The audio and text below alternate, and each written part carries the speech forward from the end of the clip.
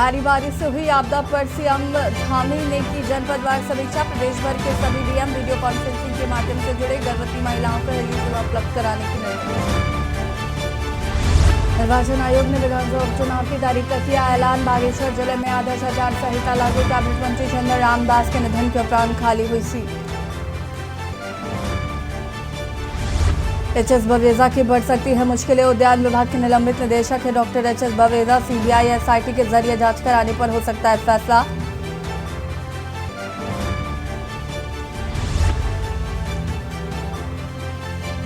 गुमखाल सारी मोटर मार्ग पर बना जानलेवा। खराब सड़क के चलते कार खाई में गिरी। 4 लोगों को गंवानी पड़ी जान। कड़ी मशक्कत के बाद 4 शवों को निकाला बाहर। पहाड़ों पर बारिश पर आफत। गौरीकुंड में फिर हुआ भारी भूस्खलन। मलबे में दबे 3 बच्चों को निकाला। 2 की मौत। कोटद्वार में फंसी बस।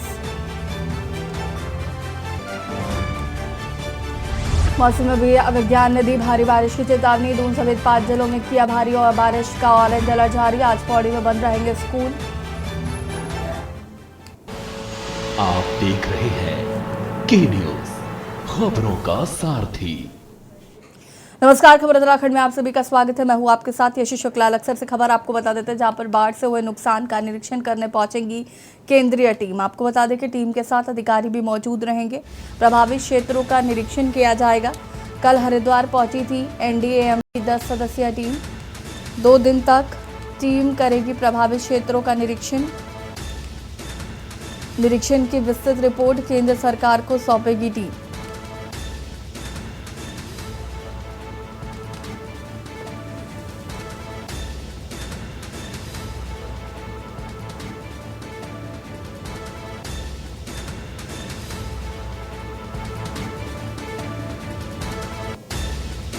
कल हरिद्वार पहुंची थी एनडीएम की 10 सदस्यीय टीम।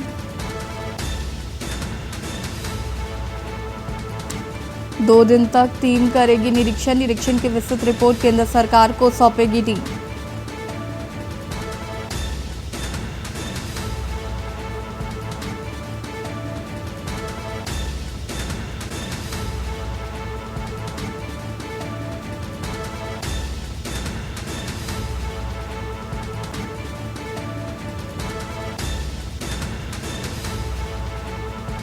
दो दिन तक टीम करेगी प्रभावित क्षेत्रों का निरीक्षण।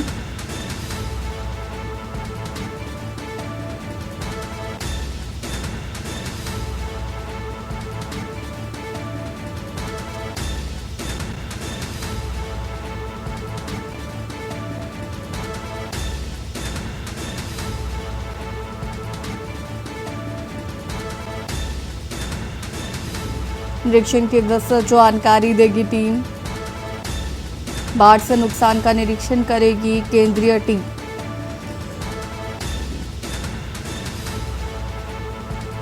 टीम के साथ अधिकारी भी करेंगे प्रभावित क्षेत्रों का निरीक्षण।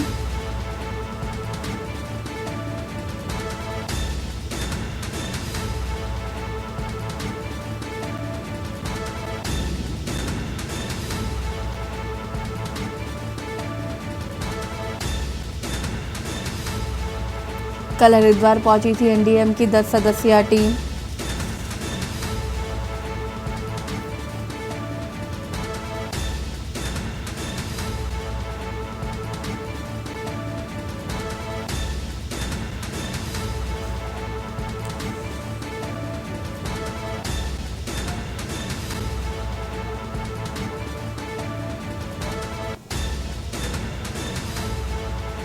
और इसी खबर पर ज्यादा जानकारी के लिए संवाददाता रामगोपाल हमारे साथ जुड़ चुके हैं। रामगोपाल, क्या कुछ जानकारी है? एनडीएम की 10 सदस्यीय टीम प्रभावित क्षेत्रों का निरीक्षण करेगी, क्या कुछ जानकारी है इसको लेकर?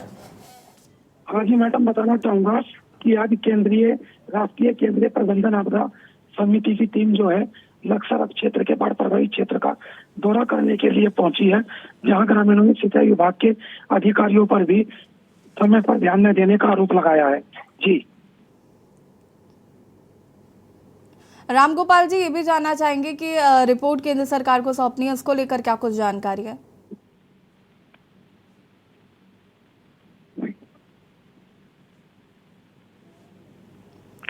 बहुत बहुत शुक्रिया आपका तमाम जानकारी के लिए। और बता दें कि कल हरिद्वार पहुंची थी एनडीएम की 10 सदस्यीय टीम।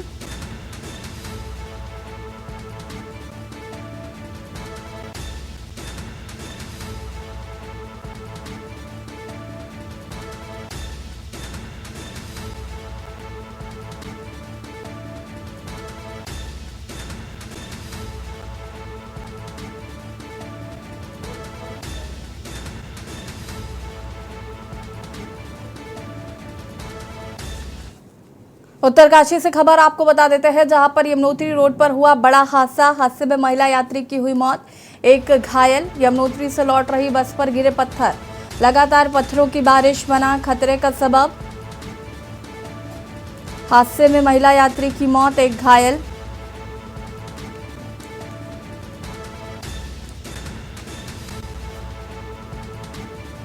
लगातार पत्थरों की बारिश बना खतरे का सबब। यमुनोत्री रोड पर हुआ बड़ा हादसा।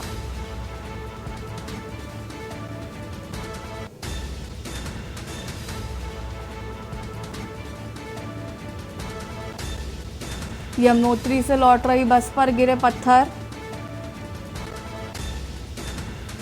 लगातार पत्थरों की बारिश बना खतरे का सबब।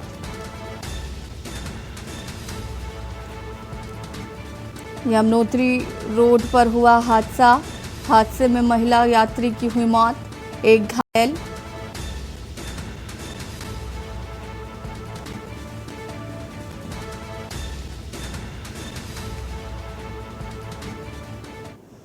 काशीपुर से खबर आपको बता देते हैं, जहां पर नेशनल हाईवे की नदी ढेला का पुल हुआ क्षतिग्रस्त। आपको बता दें कि रुद्रपुर हरिद्वार को जोड़ता है ये नेशनल हाईवे।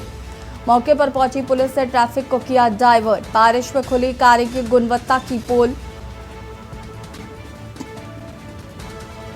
मौके पर पहुंची पुलिस से ट्रैफिक को किया डाइवर्ट। बारिश में खुली कार्य की गुणवत्ता की पोल। काशीपुर से खबर, नेशनल हाईवे की नदी ढेला का पुल हुआ क्षतिग्रस्त। रुद्रपुर हरिद्वार को जोड़ता है ये रोड।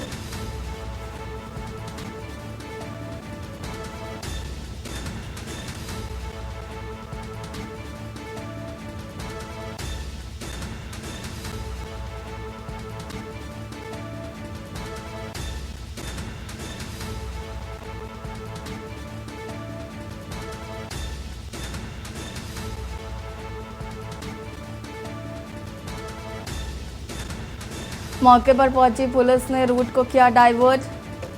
बारिश में खुली कार्य की गुणवत्ता की पोल।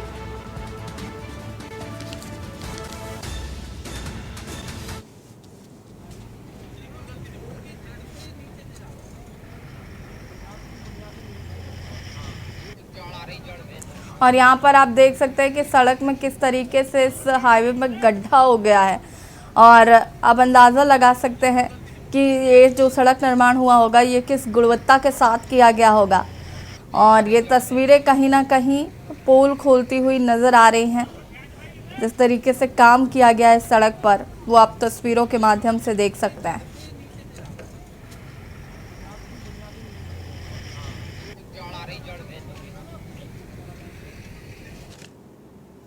कोटद्वार क्षेत्र में लगातार हो रही भारी बारिश से नदी नाले उफान पर है, जिस वजह से पानी पुलों के ऊपर से बह रहा है।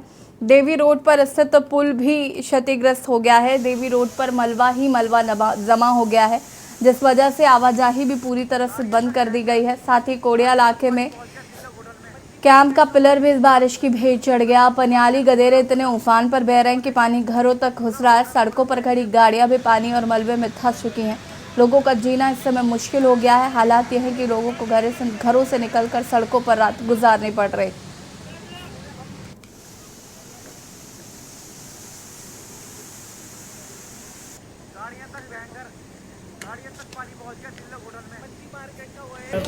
भारी बरसात के कारण सब कुछ तहस नहस हो चुका है। लोगों के घरों में पानी भर गया है और लोग अपने बीवी बच्चे लेके सब सड़कों पे हैं और किसी प्रकार से इसमें खाने पीने की कोई व्यवस्था नहीं है। हम लोगों ने आपस में मिलकर टूरिस्ट होटल में टूरिस्ट वेडिंग पॉइंट में उनके खाने पीने की व्यवस्था कर रखी है और इसमें बहुत बुरी स्थिति है।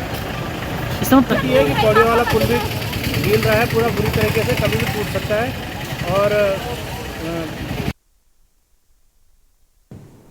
और टून राइड टैक्सी यूनियन ने ऑनलाइन बाइक कार सेवाओं देने वाली कंपनियों के खिलाफ कार्रवाई की है और मांग को लेकर आरटीओ दफ्तर इस पर प्रदर्शन कर रहा है। इस दौरान आरटीओ से उनकी नोकझोंक भी हुई। उन्होंने इन कंपनियों के खिलाफ जल्द कार्रवाई नहीं होने पर उग्र आंदोलन की चेतावनी दी है। टैक्सी संचालकों ने आरोप लगाया कि विभिन्न कंपनियां ऑनलाइन बाइक और कार सेवाएं दे रही हैं। प्राइवेट गाड़ियों को मोबाइल ऐप से जोड़ा जा रहा है और इनका नियम विरुद्ध संचालन किया जा रहा है। इससे टैक्सी संचालकों का रोजगार प्रभावित हो रहा है। वहीं आरटीओ ने टैक्सी संचालकों को नियमानुसार कार्रवाई का आश्वासन दिया है।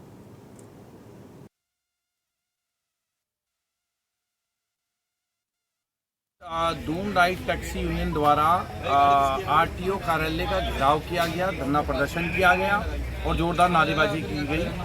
आरटीओ से दून राइट टैक्सी यूनियन की ये मांग है कि जो रैपिडो, ओला, उबर के माध्यम से अनऑथराइज्ड गाड़ियाँ, जो प्राइवेट गाड़ियाँ सवारी नंबर्स में चल रही हैं, उनका तुरंत उनको बंद किया जाना चाहिए। ये सुरक्षा की दृष्टि से भी ठीक नहीं है, क्योंकि जो गाड़ियां राजस्थान, हरियाणा, पंजाब और जम्मू कश्मीर की यहाँ चल रही हैं, उसमें अगर हमारी बहन, बेटी, बहू बैठती है तो वो कहाँ तक सुरक्षित है, ये भी एक सवाल है। बागेश्वर उपचुनाव की तारीख की घोषणा के साथ ही भाजपा ने पूरी तैयारी का दावा किया। वहीं भाजपा प्रदेश अध्यक्ष महेंद्र भट्ट ने कहा कि उपचुनाव में पार्टी पिछली बार से जोरदार जीत दर्ज करेगी। जल्द ही प्रत्याशी का चयन कर ऐलान किया जाएगा। वे माना जा रहा है कि बागेश्वर में भाजपा सहानुभूति कार्ड खेल सकती है। साथ ही पूर्व कैबिनेट मंत्री चंदन रावदास के निधन के बाद खाली हुई इस सीट पर उनके किसी परिजन को ही टिकट दे सकती है। बता दें कि भाजपा ने बागेश्वर उपचुनाव की तैयारी काफी पहले से शुरू कर दी थी और इसके तहत कैबिनेट मंत्री सौरभ बगुड़ा और प्रदेश महामंत्री राजेंद्र बिष्ट को चुनाव प्रबंधन की जिम्मेदारी सौंपी जा चुकी है। पार्टी के राष्ट्रीय महामंत्री संगठन बीएल संतोष भी उपचुनावों को लेकर राज्य के वरिष्ठ पदाधिकारियों और स्थानीय नेताओं से बात कर चुके हैं। माना जा रहा है कि अब जल्द ही पार्टी की ओर से प्रत्याशी चयन के लिए पैनल गठित किया जाएगा।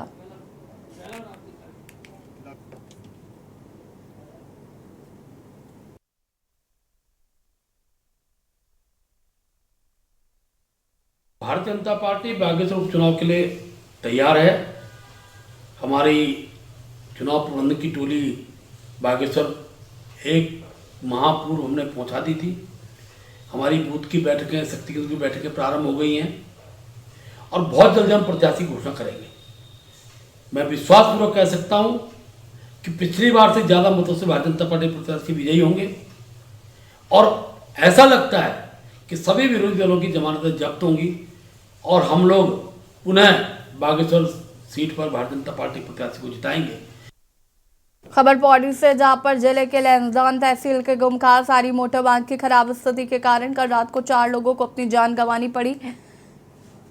मामला लैंसडौन तहसील के गुमखार सारी मोटर मार्ग पर का है, जहां पर कल रात 8 बजे देवडाली निवासी 4 लोग अपने गांव गुमखार से देवडाली के लिए ऑटो कार से निकले, मगर गुमखार से 200 मीटर की दूरी पर सड़क की घटिया स्थिति के कारण उनकी कार अनियंत्रित होकर खाई में गिर गई।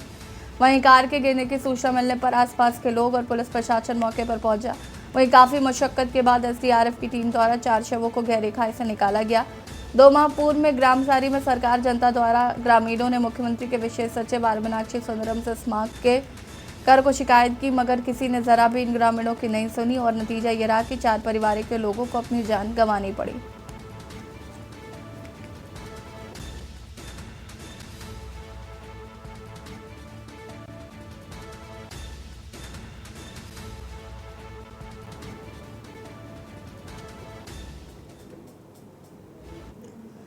लक्सर में हिंदूवादी संगठनों से जुड़े लोगों ने एमडीडीए सचिव का पुतला फूंका, जमकर नारेबाजी की। इस दौरान एमडीडीए सचिव पर कई गंभीर आरोप भी लगाए गए हैं। बता दें कि कुछ दिन पहले एमडीडीए सचिव पर देहरादून की एक कॉलोनी में गलत तरीके से मस्जिद के निर्माण कराने का मामला सामने आया था, जिसके विरोध में कई हिंदूवादी संगठन उतर आए। अक्सर में हिंदू जागरण मंच और राष्ट्रीय हिंदू संगठन से जुड़े लोगों ने एमडीडीए सचिव का पुतला फूंका। हिंदूवादी नेताओं ने आरोप लगाया कि देवभूमि उत्तराखंड में अधिकारी पैसे लेकर अप्रूव्ड कॉलोनियों में अवैध निर्माण करा रहे हैं। अधिकारियों द्वारा तुष्टीकरण की राजनीति को बिल्कुल भी बर्दाश्त नहीं किया जाएगा। उन्होंने सरकार से मांग की है कि इस मामले की निष्पक्ष जांच कराई जाए और दोषी अधिकारियों पर सख्त कार्रवाई की जाए।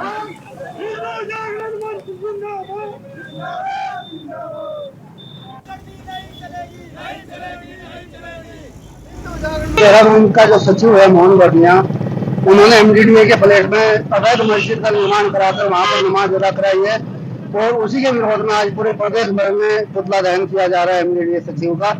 जिस तरह से उत्तराखंड को देवभूमि उत्तराखंड के नाम से जाना जाता है, उत्तराखंड की देवभूमि की अस्मिता को उन्होंने तिरंगम किया है। उसी विरोध में आज पूरा हिंदू जागरण मंच, पूरे प्रदेश भर का हिंदू जागरण मंच सड़क पर उतरा है अगर हमारी बात को नहीं माना गया और उसको बर्दाश्त नहीं किया गया तो आने वाले 13 तारीख में MDDA कार्य देहरादून में किया जाएगा। ये आज का जो पुतला दहन है ये तुष्टीकरण की नीति के विरोध में है। अगर देश में राष्ट्रवादी सरकारों के होते हुए भी सरकारी पदों पर बैठने वाले लोग धन लेकर या कोई लालच के तहत आकर तुष्टीकरण करते हैं और इस प्रकार से अप्रूव्ड कॉलोनियों में मस्जिदों के निर्माण और पीरों के निर्माण और ये फलाने ढिमकाने तुष्टीकरण के काम करेंगे तो हिंदू समाज बार बार आकर सड़क पर आकर आंदोलन करेगा। मैं सिर्फ इतना कहना चाहता हूँ कि आंख खोलने की दवाई तो हर मेडिकल स्टोर में मिल जाएगी, लेकिन इन घटनाओं से अगर हिंदू समाज आंख नहीं खोलता है, सबक नहीं लेता है, तो इसका भविष्य बहुत कठिन होने वाला है।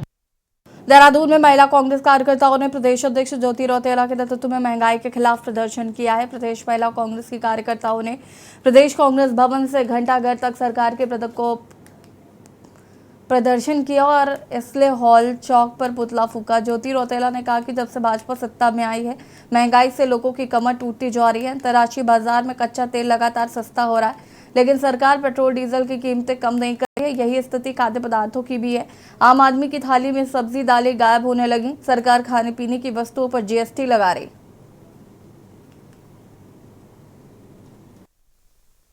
केंद्र सरकार के खिलाफ महिलाएं सब यात्रा निकालती है क्योंकि केंद्र ने और जो भाजपा की सरकार है, चाहे राज्यों में है चाहे केंद्र में है, उन्होंने लोगों की बातें सुनना बंद कर दिया है। वो बहुत असंवेदनशील सरकार हो चुकी है और हर तरीके से उन्होंने इस देश के नागरिकों को परेशान करा हुआ है। चाहे महंगाई का मुद्दा हो, चाहे बेरोजगारी का मुद्दा हो, चाहे महिला सुरक्षा का मुद्दा हो, ये सरकार फेल है। आज हम केंद्र सरकार की नरेंद्र मोदी की सब यात्रा निकाल रहे हैं और उनको संदेश दिया जाता है कि इस देश के लोगों को परेशान करना बंद करें। ठीक हो। और यहाँ रुकेंगे छोटे से ब्रेक के लिए, जो हाजिर होते हैं। आप देख रहे हैं के न्यूज, खबरों का सारथी। ब्रेक के बाद एक बार फिर से आप सभी का स्वागत है। खबर उत्तरकाशी से, जहां पर यमुना घाटी की 4 देव डोली अपने 6 से 7 हजार भक्तों के साथ बद्रीनाथ व केदारनाथ गई थी। आराध्य देव बाबा बोकना की अगुवाई में सभी देव डोलियों व श्रद्धालुओं ने बद्रीनाथ व केदारनाथ के दर्शन को यात्रा पर गए भक्तों ने देवताओं को धन्यवाद देते हुए कहा कि देव डोलियों के साथ गए श्रद्धालु अपने को धन्य मानकर अपने में शांति की अनुभूति प्राप्त कर रहे हैं।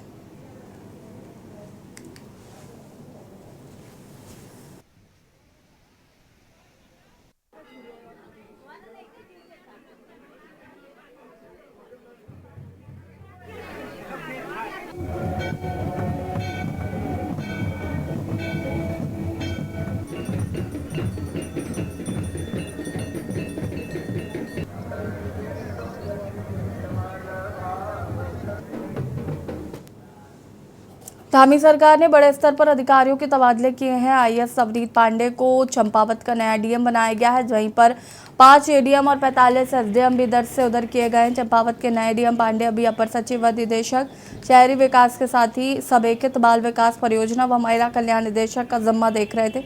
उनसे ये विभाग वापस लिए गए हैं। चंपावत के DM नरेंद्र भंडारी के स्टडी लीव पर जाने से ये पद खाली चल रहा है। अपर जिलाधिकारी वीर सिंह बुदियाल हरिद्वार से रुद्रप्रयाग, दीपेंद्र सिंह नेगी रुद्रप्रयाग से हरिद्वार, अशोक कुमार जोशी नैनीताल से US सगर, इसके अलावा SK बर्नवाल राजस्व परिषद देहरादून से, पिथौरागढ़ व SDM संचार से नैनीताल स्थानांतरित किए गए हैं। नायब तहसीलदार संवर्ग से प्रमोट होकर PCs बने हैं। 15 शिक्षा में थे, इन्हें नई जगह तैनाती दी गई है। दून के SDM सदर नरेश चंद्र दुर्गापाल को रुद्रपुर नगर निगम का आयुक्त बनाया गया है।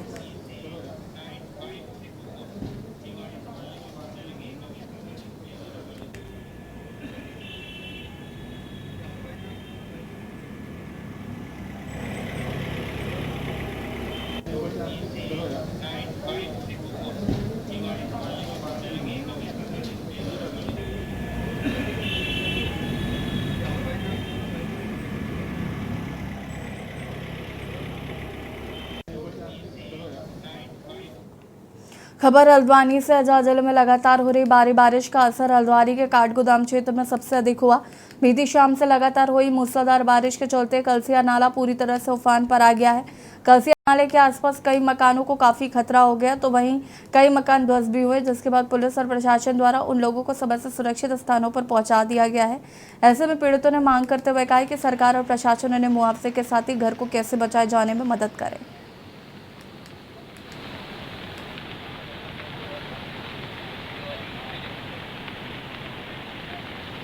स्थिति सामान्य थी 6 बजे तक। फिर जब हमने अपना भोजन वगैरह बनाया, हम खाने पीने के लिए नीचे आए तो हमने देखा कि हमारे घर में जो है जल स्तर के बढ़ने से बहुत ज़्यादा धमक आ रही थी। तो घर के जो खिड़की दरवाजा है वो भी बहुत हिल रहे थे। तो हम लोगों ने थोड़ा शोर करना शुरू किया कि चलिए हम यहाँ से बाहर चलते हैं करके, पर लोग अपने घरों को छोड़ के भी कहाँ जाते। फिर जब हमने देखा कि पानी जो है वो हमारे घरों के आसपास आने लगा है, गलियों तक पहुँच गया है, तो था कि मतलब अपने पहली बार अपने ख्वाब में ऐसा मंजर देखा है कि हम जान बचा के कैसे भागे। हमको पता है हमारी मम्मी लोग थे वो फंस गए थे, उनको गोदी में बिठा बिठा के लोगों ने निकाला वहाँ पर, और पानी तक भागे था। हमारे घर में सारा सामान फंसा हुआ था, हम पूरी रात भीगते रहे वहाँ पर, किसी के घर में रुके जाके। और वहाँ पे इतना खतरनाक मामला था कि किसी के मकान गिर गए, किसी के घर बह गए, किसी के बच्चे बह गए। हमको पता कि हम कैसी रात गुजारी है कि भीगे कपड़ों में, और सब यहाँ पर इतना रो रहे थे, सब लोग यहाँ पर, बच्चे बड़े बूढ़े सब रो रहे थे। हमको कैसे सुरक्षा में रखा हमको पता है वहाँ पर जाके। और सीधे आपको ले चलते हैं लोकसभा, जहाँ पर सदन की कार्रवाई जारी। मम्मी पापा वोट दे दो मोदी जी को, हम लोग को रोजगार मिल जाएगा। रोजगार मिल गया? क्या हुआ? आज वही लड़के 5,000 4,000 रुपए की नौकरी के लिए प्राइवेट कंपनियों में दर दर भटक रहे हैं। 18 करोड़ लोगों के रोजगार का क्या हुआ? 18 करोड़ लोगों के रोजगार का हिसाब दीजिए। बना क्या दिया आपने? अभी रक्षा मंत्री जी नहीं है, रक्षा मंत्री जी नहीं है। रक्षा मंत्री जी को मालूम है इस देश में जो नियमित सेना में बहाली होती है, लाखों नौजवानों ने नियमित बहाली में दौड़ में पास किया, उनका मेडिकल हो गया, उनका नियुक्ति पत्र जारी होना था, उसको फाड़ के फेंक दिया गया और 4 साल के लिए अग्निवीर बना दिया गया। बाहर रोजगार के प्रति आपका नजरिया कौन सा? रोजगार के प्रति आपका नजरिया है, यही है आपका रोजगार के प्रति आपका नजरिया। महोदय देश के प्रधानमंत्री ने 2014 में घूम के भाषण दिया। अरे बोलिए ना कि नहीं बोले थे कि 2 करोड़ लोगों का अगर साहस है, हिम्मत है तो कहिए कि हमने नहीं कहा था कि हम 2 करोड़ लोगों को रोजगार देंगे। काला धन लाएंगे, काला धन पूरे देश से लाएंगे, पूरे दुनिया में जितना काला धन है वो लाएंगे। हर गरीब के खाते में 10 से 15 लाख रुपया पहुंचाएंगे। एक आदमी को भी नहीं मिला। काला धन लाने की तो बात छोड़ दीजिए। विजय माल्या, नीरव मोदी और मेहुल चौकसी आपके आंख के नीचे से काला धन लेके विदेश चला गया, आपका बैठे रह गया। आप देश की जनता को छल रहे हैं, देश की जनता को छलने का काम कर रहे हैं। और उसके बाद इस देश के गृह मंत्री जी 2014 के चुनाव के बाद हमने देखा एक टीवी चैनल पर इंटरव्यू उनका।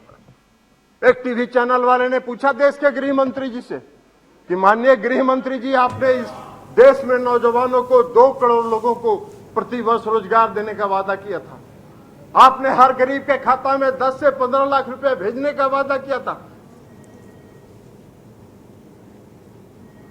जवाब था कि चुनाव के टाइम में इस तरह के जुमले कहे जाते हैं जिसका कोई मतलब नहीं है।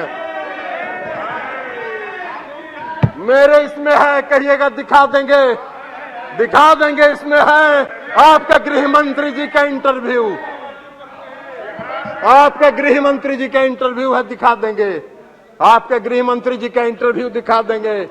जुमला कहेंगे।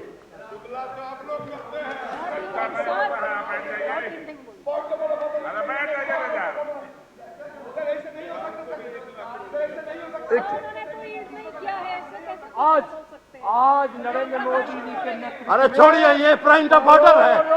ये सभापति महोदय ये सब धंधा नहीं चलेगा। बीच में कोई पॉइंट ऑफ ऑर्डर के नाम पर खड़ा होके और अनर्गल बात करेंगे, ये नहीं चलेगा। ये सब जुमलेबाज हैं। ये क्या बोलेंगे? जुमला कहते हैं। इनके 1 नंबर के मंत्री ने इस देश में कहा कि जो चुनाव में हम वादा करते हैं वो जुमला होता है। यह कह रहे हैं महंगाई। आज देश में सबसे बड़ी समस्या क्या है? महंगाई। आप उज्ज्वला योजना की चर्चा अब आप नहीं करते हैं, क्योंकि उज्ज्वला योजना में जितना सिलेंडर आपने बांटा 5% घरों में भी आज वो सिलेंडर नहीं जल रहा है। क्यों? और अविश्वास प्रस्ताव के बाद आपको बता दें कि महाबहस जो है वो लगातार जारी है। खबर उत्तराखंड में फिलहाल इतना ही। देखते रहिए के न्यूज़ इंडिया। नमस्कार।